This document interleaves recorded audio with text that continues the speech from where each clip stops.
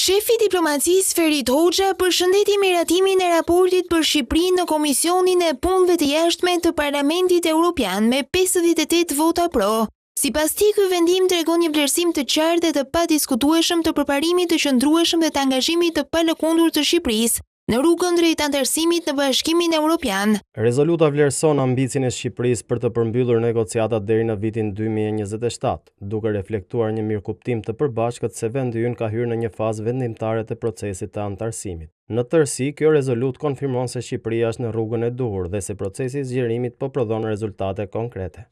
Qasja jonë mbetet e pandryshuar, të vijojmë me vendosmëri reformat, të adresojmë sfidat e mbetura dhe të ruajmë ritmin e lartë të progresit, duke sjellë rezultate të prekshme për qytetarët tanë dhe duke avancuar drejt qëllimit strategjik të anëtarësimit në Bashkimin Evropian.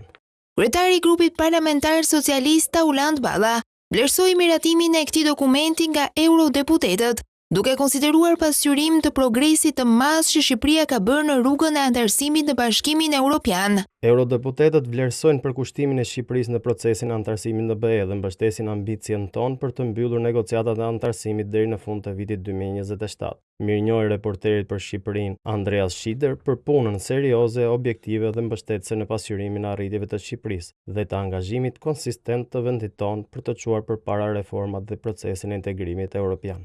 Pak ditë më parë në Bruksel, Tauland Balla pati një takim me raportuesin për Shqipërinë Andreas Schieder, të cilin e konsideron një mik të vyer të vendit tonë.